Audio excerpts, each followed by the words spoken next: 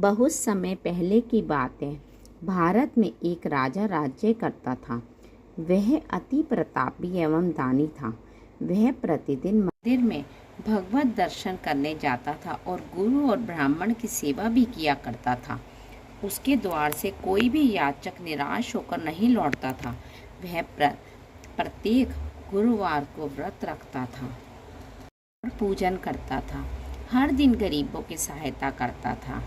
परंतु यह सब बातें उसकी रानी को पसंद नहीं थी। वह पसंद नहीं करती थी। वह न व्रत रखती थी और ना ही किसी को पैसा दान रूप में देती थी। वह राजा को भी ऐसा करने से रोकती थी। यह उस समय की बात है जब राजा शिकार खेलने वन को चले गए थे। महल में सिर्फ रानी और दासी थी। उस समय गुरु बृहस्पति साधु का रूप धारण कर आए। राजा के पास दरवाजे पर भिक्षा मांगने आए। साधु ने रानी से भिक्षा मांगी तो वह कहने लगी, हे साधु महाराज, मैं इस दान पुण्य से तंग आ गई हूँ। इस काम के लिए तो मेरे पति देव ही बहुत हैं। अब ऐसी कृपा करें कि सारा धन नष्ट हो जाए और मैं आराम से रह सकूं। साधु का वेश रख के बृहस्पति देव ने कहा, हे देवी, तुम अति विचित्र हो। संतान और धन से कोई दुखी नहीं होता, इसे सब चाहते हैं। पापी भी पुत्र और धन की इच्छा करता है। अगर तुम्हारे पास धन अधिक है तो भूखे मनुष्यों को भोजन कराओ, ब्राह्मणों को दान दो, लगवाओ, धर्मशालाएं बनवाओ, कुआं, तालाब, बाग बगीचे आदि का निर्माण कराओ, निर्धनों की कुंवारी कन्याओं का विवाह कराओ, साथ ही यज्ञ आदि करो। इस कर्मों से आपके कुल का नाम लोक परलोक में प्रसिद्ध होगा एवं स्वर्ग की प्राप्ति होगी। वह मूर्ख रानी साधु की इन बातों से खुश नहीं हुई। वह बोली, हे साधु महाराज, मुझे ऐसी संपत्ति की आवश्यकता नहीं जो मेरे काम न आए तथा जिसको मैं अन्य लोगों को दान दूं, जिसको रखने और संभालने में सारा समय नष्ट हो जाए। साधु ने रानी को समझाने का बहुत प्रयत्न किया, परंतु रानी अपनी बात पर अडिग रही।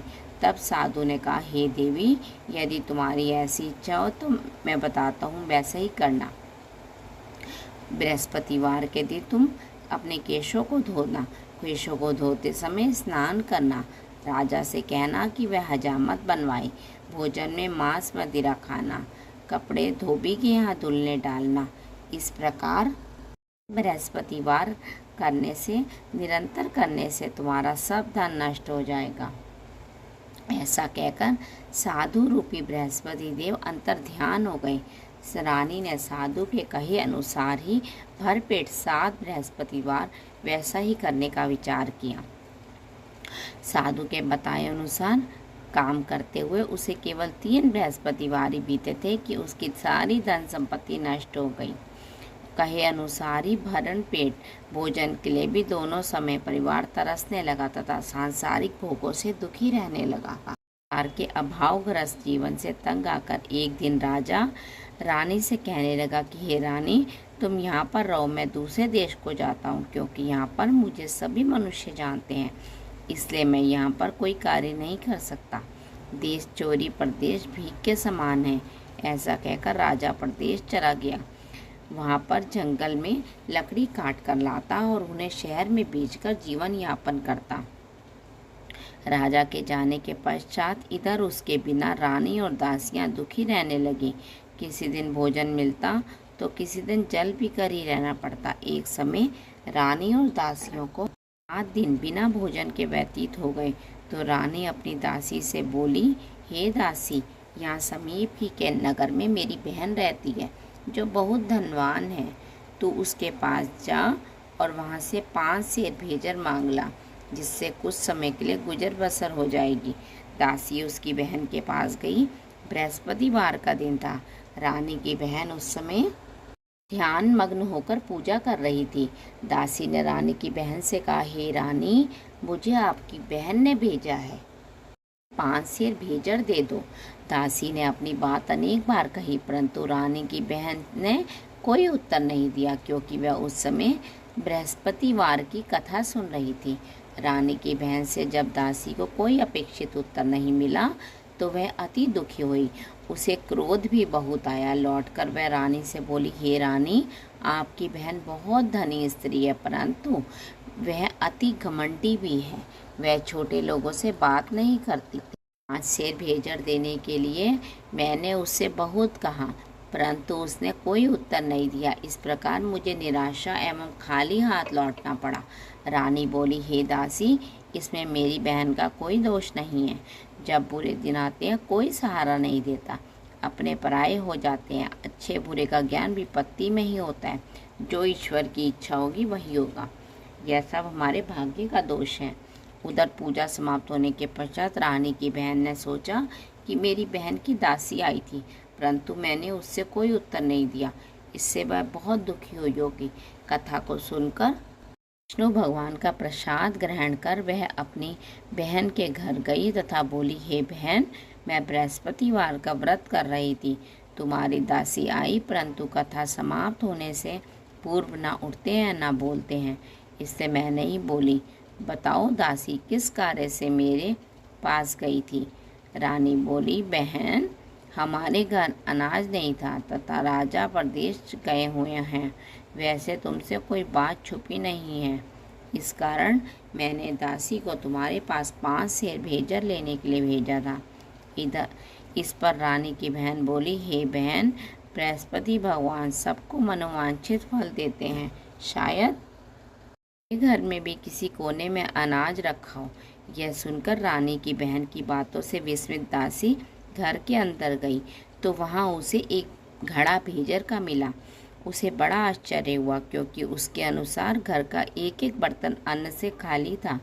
उसने बाहर आकर रानी को सारा वृतांत सुनाया।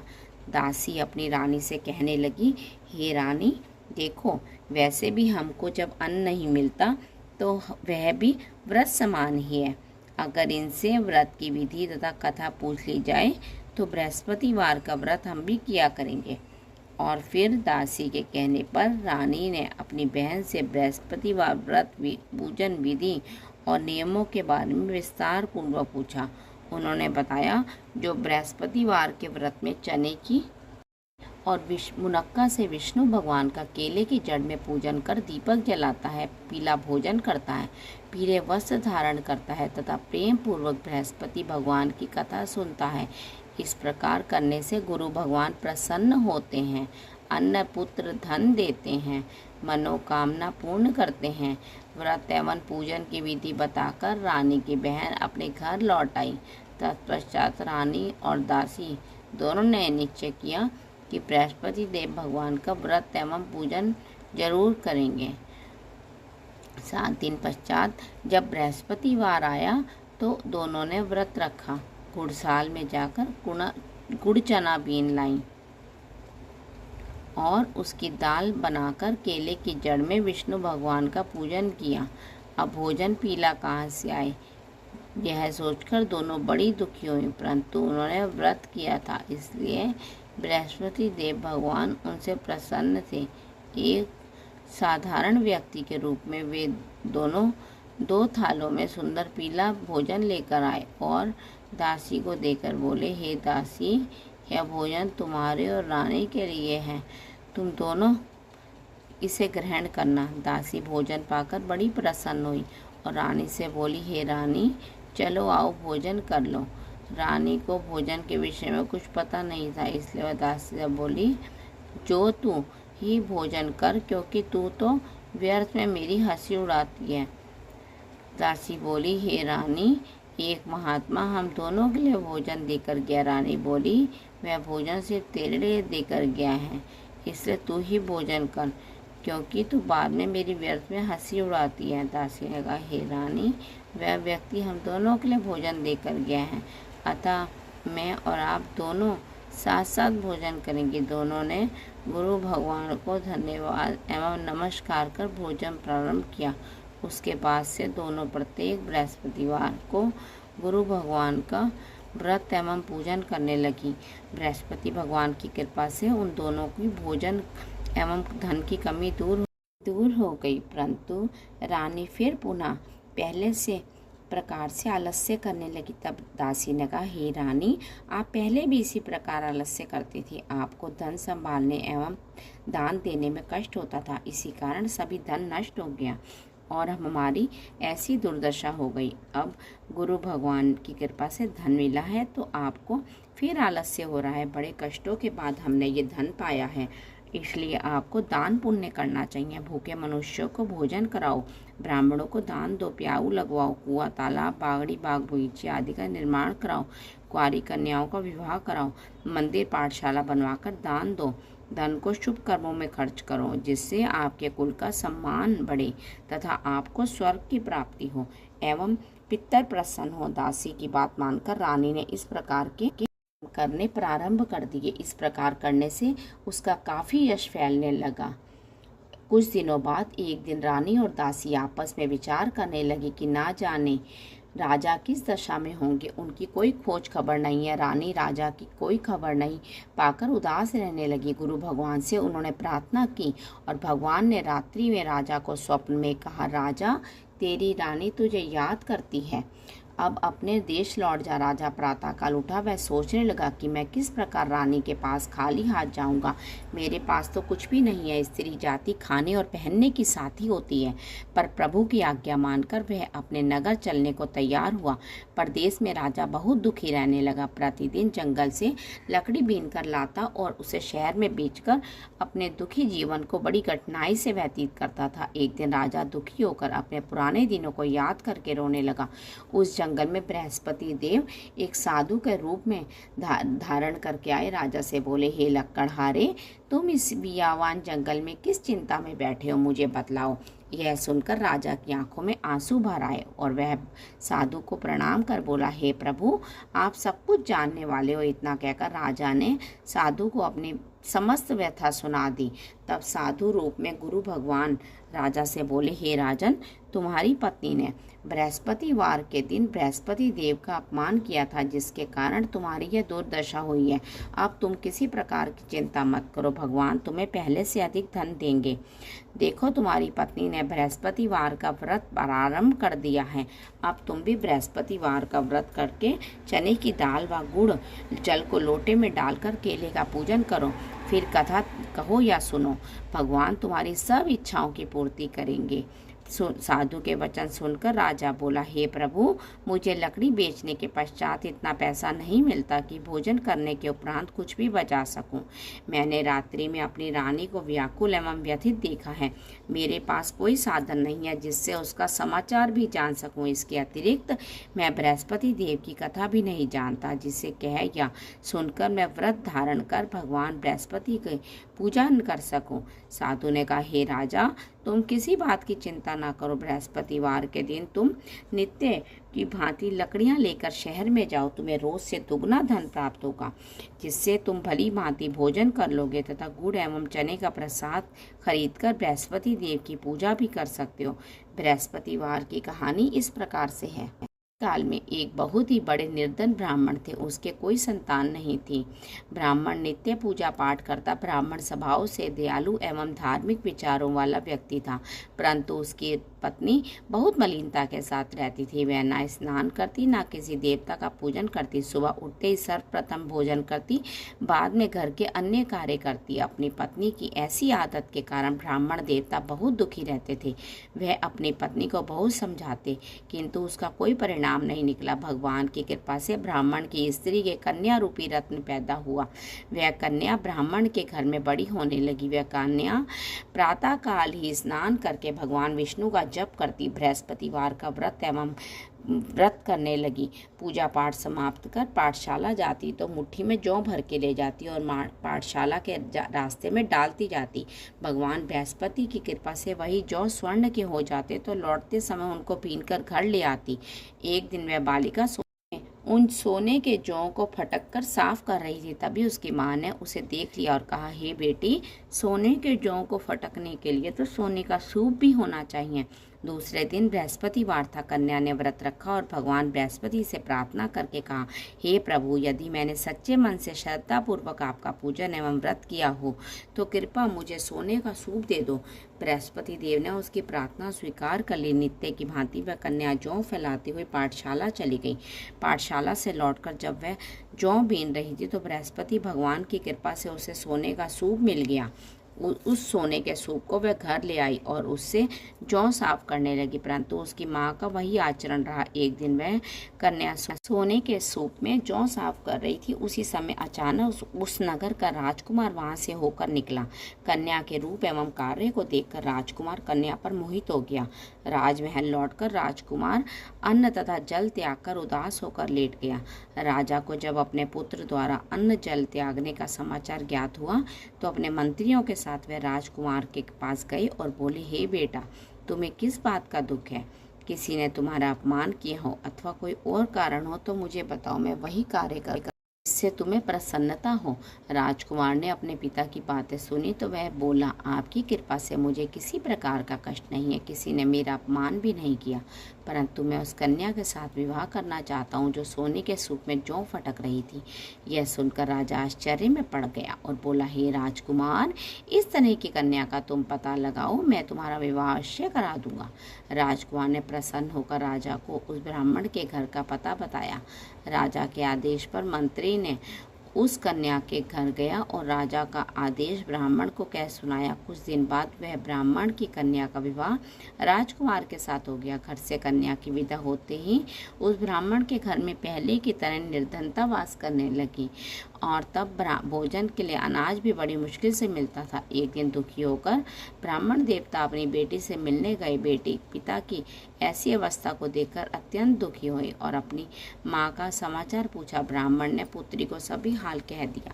पुत्री ने अपने पिता को बहुत सा धन देकर विदा किया। इस प्रकार ब्राह्मण का कुछ समय सुखपूर्वक व्यतीत हुआ, लेकिन धन समाप्त होने के बाद स्थिति पूर्ववत हो गई। ब्राह्मण फिर अपनी पुत्री के यहाँ गया और उससे सभी हाल कह सुनाया। पुत्री बोली, हे पिताजी, आप अपने साथ माता जी को यहाँ लिवा लाओ, उन्हें वह विधि बता दूंगी जिससे दरिद्रता दूर हो जाए। ब्राह्मण देवता अपनी पत्नी को साथ लेकर राजमहल अपनी पुत्री के पास पहुंचे तो पुत्री अपनी माँ को समझाने लगी, हे माँ, तुम सुबह उठकर सर्वप्रथम स्नान आदि करके भगवान विष्णु का पूजन किया करो तो सब निर्धनता दूर हो जाएगी। परंतु उसकी माँ ने उसकी एक भी बात नहीं मानी। वह सुबह उठकर सर्वप्रथम अपनी पुत्री का बच्चों का जूठन खा लेती थी। एक दिन उसकी बेटी को अपनी माँ पर बहुत गुस्सा आया। उसने एक रात एक कोठरी से सारा सामान निकालकर अपनी माँ को उसमें बंद कर दिया। प्रातः कोठरी से माँ को निकालकर तथा स्नान आदि करा के पूजा पाठ करवाया तो उसकी माँ की बुद्धि ठीक हो गई। इसके बाद वह प्रतिदिन पूजा पाठ करती और प्रत्येक बृहस्पतिवार को व्रत भी रखने लगी। इस व्रत के प्रभाव से उसकी माँ भी अत्यंत धनवान और पुत्रवती हो गई। बृहस्पति देवता की कृपा से वृद्धावस्था में मृत्यु को प्राप्त हुई और स्वर्ग को गई। वह ब्राह्मण भी सुखपूर्वक इस लोक के सुख भोगकर स्वर्ग को प्राप्त हुआ। इस प्रकार कहानी कहकर साधु देवता वहाँ से अंतर ध्यान हो गए। धीरे धीरे समय व्यतीत होने लगा तथा बृहस्पतिवार का दिन आ गया। लकड़हारा राजा जंगल से लकड़ी काटकर किसी शहर में बेचने गया। आज उसे और दिनों से अधिक धन मिला। राजा ने चना गुड़ आदि लाकर भगवान विष्णु का पूजन किया तथा बृहस्पतिवार का व्रत किया। उस दिन से उसके सभी कष्ट दूर हो गए, परंतु अगले बृहस्पतिवार को वह व्रत करना भूल गया। इस कारण बृहस्पति भगवान उससे रुष्ट हो गए। उस दिन उस नगर के राजा ने विशाल यज्ञ का आयोजन किया तथा अपने समस्त राज्य में घोषणा करवा दी कि कोई भी मनुष्य अपने घर में भोजन न बनाए, न ही आग जलाए। सब लोग मेरे यहाँ भोजन करने आए। इस आज्ञा को जो नहीं मानेगा उसको सूली पर लटका दिया जाएगा। राजा की आज्ञा अनुसार राज्य के सभी निवासी राजा के भोज में सम्मिलित हो गए लगे, परंतु लकड़हारा कुछ विलंब से पहुंचा, इसलिए राजा उसको भोजन कराने अपने साथ महल में ले गए। जब राजा लकड़हारे को भोजन करा रहे थे तो रानी की दृष्टि उस खूंटी पर पड़ी जिस पर उसका 9 लक्खा हार लटका हुआ था। उसे हार खूंटी पर लटका दिखाई नहीं दिया। रानी को निश्चय हो गया कि मेरा हार इस लकड़हारे ने चुरा लिया है। उसी समय रानी की जिद पर राजा ने सैनिक बुलाकर लकड़हारे को जेल में डलवा दिया। जेल खाने में बंद वह लकड़हारा बहुत दुखी होकर विचार करने लगा कि ना जाने कौन से पूर्व जन्म के कुकर्म से मुझे यह दुख प्राप्त हुआ है। जेल में बंद लकड़हारा भगवान बृहस्पति को याद करने लगा। तत्काल बृहस्पति देव साधु के रूप में प्रकट हो गए और उसकी यह दशा देखकर कहने लगे, अरे मूर्ख, तू बृहस्पतिवार को बृहस्पति देव की कथा एवं व्रत करना भूल गया, इसी कारण तुझे दुख प्राप्त हुआ है। अब तुम किसी बात की चिंता मत करो। बृहस्पतिवार के दिन जेल खाने के दरवाजे पर तुझे 4 पैसे पड़े मिलेंगे। तुम उन पैसों से प्रसाद मंगाना, भगवान बृहस्पति का पूजन एवं कथा करना, कथा का प्रसाद स्वयं भी ग्रहण करना और दूसरों को भी खिलाना। इस प्रकार करने से तुम्हारे सभी कष्ट दूर हो जाएंगे। अगले बृहस्पतिवार राजा को जेल के द्वार पर 4 पैसे पड़े मिले। राजा ने पूजा का सामान उगाकर और कथा कही, प्रसाद बांटा। उसी रात बृहस्पति देव ने उस नगर के राजा को स्वप्न में दर्शन देकर कहा, हे राजा, तूने जिस आदमी को जेल खाने में बंद कर रखा है वह निर्दोष है, तू उसे छोड़ दे। वह रानी का नौलखा हार उसी खूंटी पर लटका हुआ है। अगर तू ऐसा नहीं करेगा मैं तेरे राज्य को नष्ट कर दूंगा। राजा सुबह उठा और खूंटी पर हाथ लटका देखकर लकड़हारे को बुलाकर उससे क्षमा मांगी और राजा के योग्य वस्त्र आभूषण देकर उसे विदा कर दिया। बृहस्पतिवार की आज्ञा देव की आज्ञा अनुसार राजा अपने नगर को चल दिया। जब वह नगर के निकट पहुंचा तो उसे बहुत आश्चर्य हुआ। वहां पहले से अधिक तालाब, बाग और कुएं बने हुए थे, धर्मशालाएं बनती थी, मंदिर बने हुए थे। राजा ने जब नगर वासियों से पूछा कि यह बाग, तालाब, धर्मशालाएं एवं कुएं किसके द्वारा बनवाए गए हैं, तब नगर के सब लोग कहने लगे, यह सब रानी और दासी द्वारा बनवाए गए हैं। राजा को बहुत आश्चर्य हुआ, परंतु क्रोध भी आया।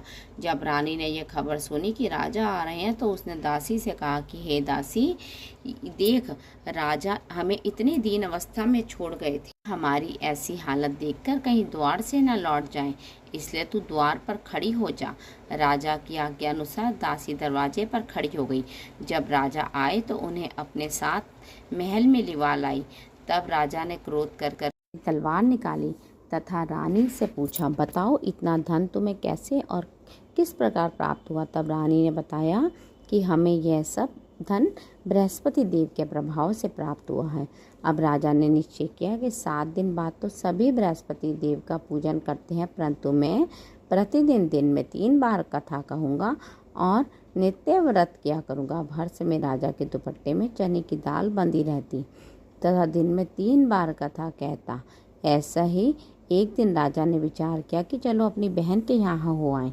ऐसा निश्चय कर राजा घोड़े पर सवार होकर अपनी बहन के यहाँ चल दिया।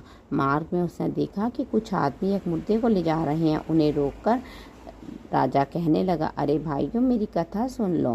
वे बोले, यह तो आदमी मर गया है, पर इसको अपनी कथा की पढ़ी है। परंतु कुछ आदमी बोले, अच्छा कहो, तुम्हारी कथा भी सुनेंगे। राजा ने दाल निकाली और कथा शुरू की। जब कथा आदि हुई तो मुर्दा हिलने लगा। जब कथा समाप्त हो गई तो राम राम करके मनुष्य खड़ा हो गया। राजा आगे चला। चलते समय शाम हो गई। आगे मार्ग में उसे किसान खेत में हल चलाता मिला। राजा उससे बोला, अरे भैया, तुम मेरी बृहस्पतिवार की कथा सुन लो। किसान बोला, जब तक मैं तेरी कथा सुनूंगा तब तक 4 हरैया ना जोत लूँगा। जाओ भैया, किसी और को जाकर सुनाओ। राजा आगे चलने लगा। राजा के हटते किसान के पैर पछाड़ खाकर गिर गए और किसान के पेट में बहुत तेज दर्द होने लगा। उसी समय किसान की माँ रोटी लेकर आई। उसने जब यह देखा तो अपने पुत्र से सारा हाल पूछा। सारा हाल बता दिया। किसान की माँ दौड़ी दौड़ी घोड़े पर सवार राजा के पास गई और उससे बोली, मैं तेरी कथा सुनूंगी, तू अपनी कथा मेरे खेत पर चलकर कहना। राजा ने लौटकर किसान के खेत पर जाकर अपनी कथा कही, जिसे सुनते ही बैल खड़े हो गए तथा किसान के पेट का दर्द भी बंद हो गया। और फिर राजा अपनी बहन के घर पहुंच गया। बहन ने भाई की खूब आवभगत की। दूसरे दिन सुबह राजा जगा तो उसने देखा कि सब लोग भोजन कर रहे हैं। राजा ने अपनी बहन से पूछा कि ऐसा कोई मनुष्य है जिसने भोजन नहीं किया और जो मेरी कहानी सुन ले, श्रवण कर ले। बहन बोली, हे भैया, यह देश ऐसा है, यहाँ पर लोग पहले भोजन करते हैं, बाद में कोई अन्य कार्य करता है। अगर पड़ोस में कोई हो तो मैं देख आती हूँ। ऐसा कहकर बहन चली गई, परंतु उसे कोई भी ऐसा व्यक्ति नहीं मिला। एक कुम्हार के घर गई जिसका लड़का बीमार था। उसे वह भी पता चला कि यहाँ 3 दिन से किसी ने भोजन नहीं किया। राजा की बहन ने अपने भाई की कथा सुनने के लिए कुम्हार से आग्रह किया तो वह तैयार हो गया। राजा ने जाकर बृहस्पतिवार की कथा जिसको सुनकर कुम्हार का लड़का ठीक हो गया। अब तो राजा की हर जगह प्रशंसा होने लगी। कुछ दिन बाद एक दिन राजा ने अपनी बहन से कहा, हे बहन, मैं अपने घर को जाऊंगा, तुम भी तैयार हो जाओ। राजा की बहन ने अपनी सास से बोली, भाई के साथ जाने की आज्ञा मांगी। सास बोली, चली जा, परंतु लड़कों को मत ले जाना क्योंकि तेरे भाई के कोई संतान नहीं है। इसलिए बहन ने भाई से कहा, हे भैया, मैं तो चलूँगी परंतु कोई बालक नहीं जाएगा। राजा ने कहा, जब कोई बालक साथ नहीं चलेगा तब तुम क्या करोगी? दुखी मन से राजा अपने नगर को लौट आया। राजा अपनी रानी से बोला, हम निर्वंशी राजा हैं, हमारा मुंह देखने का धर्म नहीं है। वह उदास होकर बिना भोजन के शैया पर लेट गया। रानी बोली, हे प्रभु, भगवान ने हमें सब कुछ दिया, हमें संतान भी अवश्य देंगे। उसी रात बृहस्पति देव ने राजा को स्वप्न में दर्शन देकर कहा, हे राजा, उठ, सभी सोच को त्याग दे, तेरी रानी गर्भवती है। राजा को यह बात सुनकर अति प्रसन्नता हुई। 9वें महीने में रानी के गर्भ से एक सुंदर पुत्र रूपी रत्न पैदा हुआ।